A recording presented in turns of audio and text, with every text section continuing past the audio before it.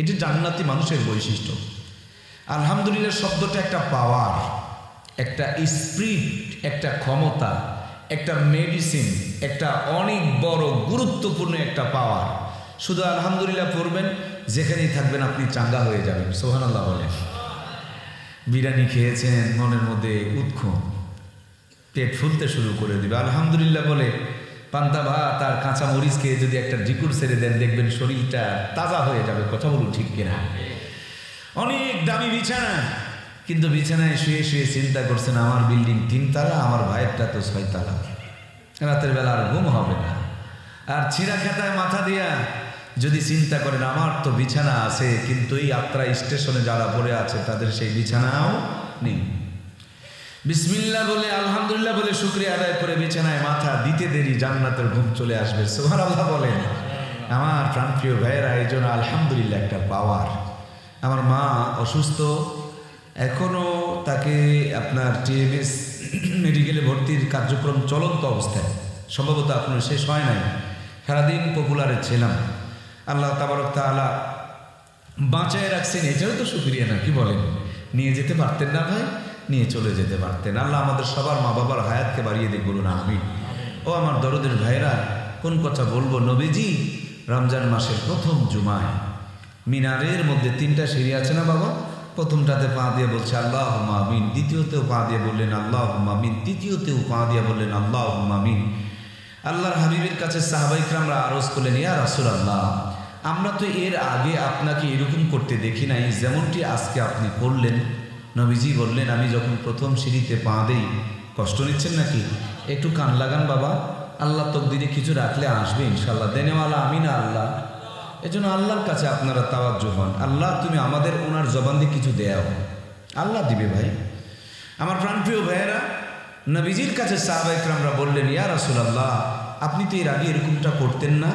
আল্লাহর হাবিব বললেন যে আমি প্রথম সিঁড়িতে যখন পা দিলাম, জিবরিল আমিন আমার কানে কানে এসে বললেন, নবীজি তারা ধ্বংস হয়ে যায় যারা মা বাবা পেয়েছিল অথচ জিন্দেগির গুনাহগুলোকে তাদের সেবা যত্ন করে তারা মাফ করাইতে পারলো না, জান্নাতে হতে পারলো না। মা বাপ পেয়েও যারা জান্নাতে হতে পারলো না, তারা ধ্বংস হয়ে যায়। নবীজি বললেন, আমি এই দোয়াকে সাপোর্ট করে বলছি আল্লাহুম্মা আমিন। আজকের মাহফিলটা আল্লাহর কাছে কবুল আলহামদুলিল্লাহ বলেন। হয়নি? জোরে বলুন আলহামদুলিল্লাহ। বলে হুজুর বুঝলেন কেমনে? এই যে দেখুন কুত্তাটা ভুগতেছে, এটাও আলামত। কারণ আমরা যেটা দেখি না, আল্লাহর অনেক মাখলুকাত সেটা দেখে।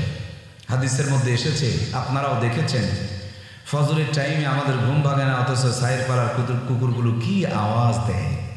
মানে আজান যখন হয়, আল্লাহর বড় ধ্বনি যখন বের হয়, শয়তানদের কানে যখন এই আজানের আওয়াজ যায়, তখন তারা পিছনে রাস্তা দিয়ে বাতাস ছাড়তে ছাড়তে পালায়া যায়।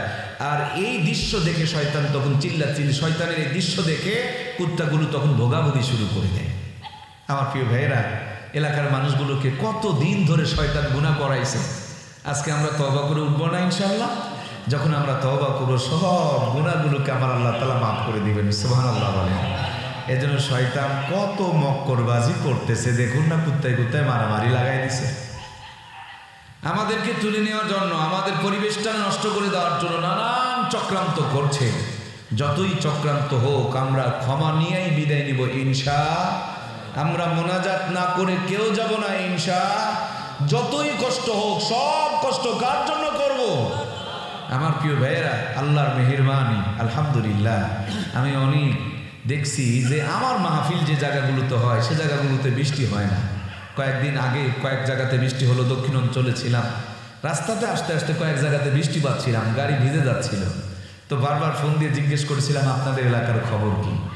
আলহামদুলিল্লাহ, আল্লাহ তাআলা রহমতের বৃষ্টি আমাদের জন্য দেখ, কিন্তু তার আগে রহমতের কোরআনের কিছু কথা শুনে আল্লাহ আমাদের হৃদয়কে আগে প্রশান্তি করে দেখ। জোরে বলুন আমিন।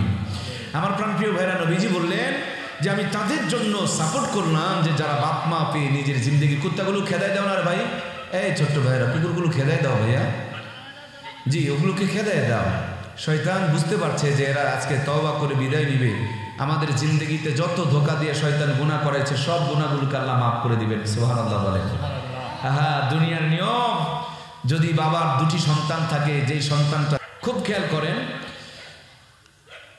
আমাদের যদি 2টি সন্তান থাকে, যেই ছেলেটা বেশি কামাই করে বাপ মা কিন্তু তাকে একটু বেশি ভালোবাসে, বাসে না বাবা?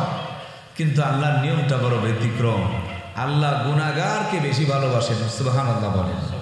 বান্দা যখন তওবা করে আর তওবাটা যদি হৃদয় থেকে তওবাতুন নাসুহা হয়, তো আল্লাহ জিন্দেগির সব গুনাহগুলোকে মাফ করে দেয়। সুবহানাল্লাহ। পবিত্র কোরআনের আয়াত, ওয়া বাদদালতু সাইয়্যাতিকুম হাসানা। শুধু আল্লাহ গুনাহগুলো মাফ করে দিয়া ক্ষান্ত হন না, গুনাহ সমপরিমাণ নেকি দিয়া বদল করে দেয়। সুবহানাল্লাহ বলেন।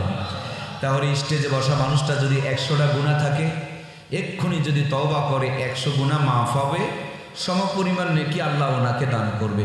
নিচের একটা মানুষ যদি 1000 গুনাহ করে থাকে, এক্ষুনি যদি উনি তওবা করেন তো 1000 গুনাহ মাফ হবে, আল্লাহ আবার 1000 নেকিও তিনাকে দান করবে। সুবহানাল্লাহ বলেন।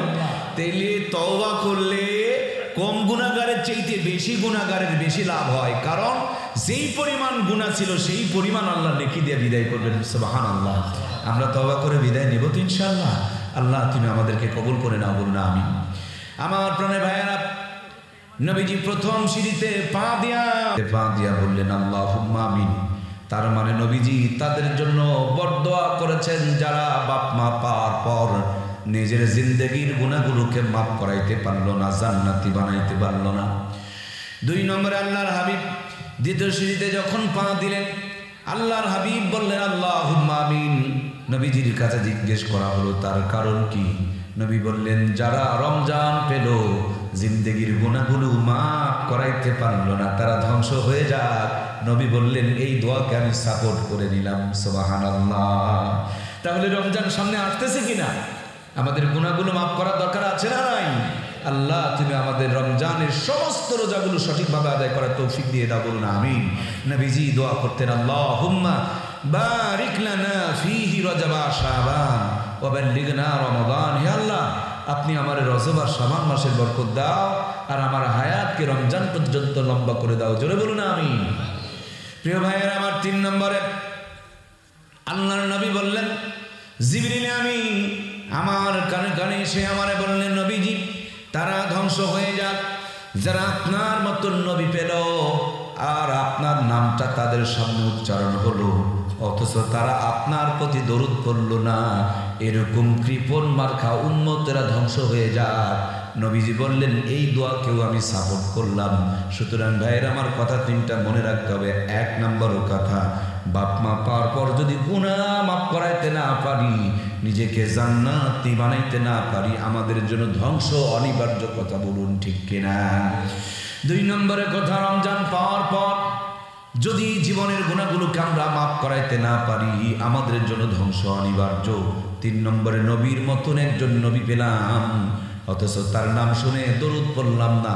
দুনিয়াতে অনেক কৃপণ আছে, সবচেয়ে বড় কৃপণ যে নবীর নাম শোনার পর দরুদ পড়ে না। বেশি বেশি করে নবীর নামের দরুদ পড়ার আমাদের দরকার আছে না নাই? জিলাপি আছে তো দরুদ আছে, আর জিলাপি নাই তো দরুদও নাই। এগুলো জিলাপি খাওয়া হয়, এর নাম দরুদ শরীফ নয়। গরিব মানুষ যখন অল্প করে কিছু তাবারক নিয়ে আসে, দোয়া হয় 2 মিনিট। কথা বুঝতেছেন না মনে হয়? যখন একটু মোটামুটি ধনী মানুষ মিলাদের আয়োজন করে, দোয়া হয় তখন 5 মিনিট। আর একটু বেশি করে যখন বড় করে আয়োজন করে তখন দোয়া হয় 10 মিনিট।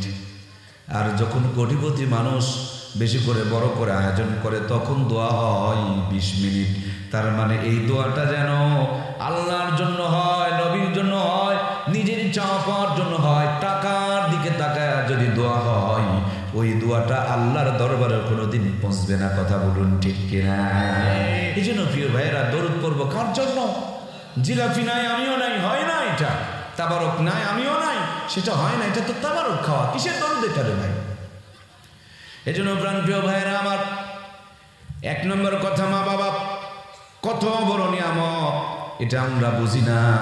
গতকালকে ফেসবুকে বাংলাদেশের একজন ভালো ইসলামী আলোচক, সে যেন কান্না বিজড়িত কণ্ঠে বলছিলেন, এই দুনিয়ার মানুষেরা শুধুই বলে বাবা মার খেদমত করো, বাবা মার খেদমত করো, বাবা মার খেদমত করো, কিন্তু দুনিয়ার মানুষেরা জানে না আগে বাপ মার খেদমত নয়, আগে সন্তান তৈরি করতে হয়। আগে গাছ লাগাইতে হয় না আগে ফল পাওয়া যায়? গাছ কিরে ভাই আপনারা আগে ফল পান নাকি? আগে গাছ লাগাতে হয়। তাহলে আগে সন্তান তৈরি করতে হয়, তাইলে পরে খেদমত পাওয়া যায়। সন্তান তৈরি না করে যদি শয়তান তৈরি করেন, এর দ্বারা খেদমত নয়, এর দ্বারা পিটন খাওয়া লাগে। কথা বলুন ঠিক কিনা? আজ আমার দেশের মানুষ সন্তান তৈরি করে না, আমার দেশের মানুষ আজকে শয়তান তৈরি করছে। আমার দেশের মানুষ শুরুতেই ভুল করতেছে আমার প্রাণপ্রিয় ভাইয়েরা। এজন্য খেদমত যদি পেতে চায় সন্তান আগে তৈরি করতে হবে। সন্তানকে যতগুলো নিয়ামত দেওয়া লাগবে, সবচেয়ে বড় নিয়ামতের নাম, জোরে বলুন না, সবচেয়ে বড় নিয়ামতের নাম। এটা এমন একটা গুরুত্বপূর্ণ নিয়ামত, এমন একটা গুরুত্বপূর্ণ মেডিসিন, এমন একটা গুরুত্বপূর্ণ ম্যাগনেট, চুম্বক আর পরশ পাথর, যেখানে যেমনি যেভাবে যতটুকু যার সাথে লেগেছে, কোরআনে ছোঁয়া লাগার কারণে আল্লাহ সব জিনিসের মর্যাদাকে বাড়িয়ে দিয়েছেন। সুবহানাল্লাহ বলেন। ভাইয়েরা আমার, যতগুলো মানুষ বসা, আমি দেখতেছি সবার শরীরে কম বেশি শীতের কাপড় আছে। আপনি নিজেও শীতের কাপড় পরেছেন, ছেলে মেয়েকেও পরিয়েছেন, মাকেও পরিয়েছেন, বিবিকেও পরিয়েছেন, নাতি নাতনিকেও পরিয়েছেন। কেন? বলে শীতের কাপড় না পরলে ঠান্ডা লাগবে, নিউমোনিয়া হবে, বাচ্চা আমার অসুস্থ হয়ে যাবে, ভাই আমার অসুস্থ হয়ে যাবে, বউ আমার অসুস্থ হয়ে যাবে। আমার দরদের ভাইয়েরা, ঠান্ডা থেকে বাঁচার জন্য আপনি আপনার পরিবারের সমস্ত মানুষকে শীতের কাপড় পরাইলেন, কিন্তু জাহান্নাম থেকে বাঁচানোর জন্য আপনার আমার সন্তানগুলোকে কোরআনুল কারীম কেন পড়াইলাম না? কিয়ামতের দিন এর উত্তর দেওয়ার কোনো রাস্তা থাকবে না। কথা বলুন ঠিক কিনা? শীতের পোশাক ঠান্ডা থেকে বাঁচায়, এই কোরআন মানুষকে সব ভুল ভ্রান্তি থেকে বাঁচায়া, জাহান্নাম থেকে বাঁচায়া, জান্নাত পর্যন্ত পৌঁছায়া দেয়। সুবহানাল্লাহ বলেন। আমার প্রাণের ভাইয়েরা, একটু খেয়াল করে দেখুন, মুরব্বীরা যারা বসা, ওদের বাজুর মধ্যে টান দিয়া দেখেন, এটা ফাঁক করে দেখেন, উরাতের মধ্যে বাজুর মধ্যে দেখবেন টিকার একটা করে দাগ আছে। তখনকার জামানায় টিকা দিলে দাগ হয়ে যেত, ঘা হয়ে যেত। আপডেট হওয়ার পর এখন আর ঘা হয় না। আমাদের সন্তান জন্ম নেওয়ার পর কার্ডের মধ্যে ডোজ মেনটেন করে 6টা টিকা দেওয়া হয়। কেন 6টা টিকা দেওয়া হয়? বলে আগে যদি 6টা টিকা দেওয়া যায়, মরার আগ পর্যন্ত ওই 6টা রোগ আর হওয়ার সম্ভাবনা। এই জন্য ডোজ মেনটেন করে করে 6টা টিকা দেওয়া হয়। একটা ডোজ যদি বাদ পড়ে যায়, আমরা পেরেশান হয়ে যাই। প্রয়োজনের তাগিদে সদর থেকে গিয়া ওই টিকার ডোজটা মেনটেন করিয়ে নিয়ে আসা হয়। টিকা দেওয়ার পর বাচ্চা অসুস্থ হয়ে যায়, জ্বর হয়ে যায়। অনেক বাচ্চা তো সিল্লি কান্নাকাটি শুরু করে দেয়, মুখের মধ্যে ক্যাপসুল খাওয়ায়। আমি দেখেছি এই ক্যাপসুল পর্যন্ত অনেক বাচ্চারা খেতে চায় না। তখন দেখেছি বাপ মা গালসি সাপ দিয়া মুখটারে ফাঁক করায়া মুখের মধ্যে ঢুকায় দিয়ে বলে খা খা খা, না খাইলে পরবর্তীতে অসুস্থ হয়ে পড়বি, তো রোগে আক্রান্ত হয়ে যাবে। আমার প্রিয় ভাইয়েরা, সন্তানকে এই দুনিয়ার রোগ থেকে বাঁচানোর জন্য যদি আপনি করোনার টিকা দিতে পারেন, এই দুনিয়ার রোগ থেকে বাঁচানোর জন্য যদি আপনি আপনার প্রিয় সন্তানকে, আমার প্রাণপ্রিয় ভাইয়েরা, আপনার সন্তানকে যদি আপনি 6টা টিকার ডোজ মেনটেন করাইতে পারেন, জাহান্নামের আগুন থেকে বাঁচানোর জন্য ওই সন্তানের ভিতরে কোরআনুল কারীমটা ঢুকিয়ে দেওয়ার দরকার আছে না নাই? 6টা টিকা দিলে মরার আগ পর্যন্ত 6টা রোগ হবে না। আর মেমোরির মধ্যে কোরআনুল কারীম ঢুকিয়ে দিলে আপনার সন্তান নাস্তিক, বেঈমান, মুরতাদ হবে। মাথায় কোরআন থাকবে আর কুকুরের মতন দাঁড়িয়ে প্রসাব করবে, কোনোদিন হতে পারে? মাথায় কোরআন থাকবে আর সে মেয়েটা কিরণমালা কটকটি পাখি পরে এদিক সেদিক বের করে মানুষকে জাহান্নামের দাওয়াত দিয়ে বেড়াবে, এরা কোনোদিন হতে পারে? এই জন্য প্রাণপ্রিয় ভাইয়েরা আমার, কষ্ট নিলেন আপনারা। আমার ওয়াজগুলো একটু ব্যতিক্রমী হয়ে থাকে। আমি খালেদা হাসিনার ভুল ধরি না, আমি আমার ভুল ধরি। কারণ কবরে যাওয়ার পর আমারে জিজ্ঞেস করা হবে না যে খালেদা হাসিনা কেমন ছিল, আমাকে জিজ্ঞেস করা হবে তোমার আমলগুলো কেমন ছিল। কথা বলুন ঠিক কিনা? এই জন্য প্রিয় ভাইয়েরা, জীবনভর প্রেশার, ডায়াবেটিস, উচ্চ রক্তচাপ, হার্টবিট, কত কি পরীক্ষা করলেন। বাম স্তনের 2 আঙ্গুল নিচে আলা ওয়াহিয়াল কাল্ব নামক একটা ইমানের সিম কার্ড আছে। একটা বার তো অন্তত পক্ষে কোরআন সুন্নাহর আলোকে নিজের ইমান আমলটা পরীক্ষা করার দরকার আছে না নাই? আমরা সেই কাজ করতে বসেছি। আপনারা কি আমাকে অনুমতি দিলেন? তাহলে আমি এখন বক্তা নয়, আমি আপনাদের একটু ইমানের ডাক্তার। কি অনুমতি দিলেন তো?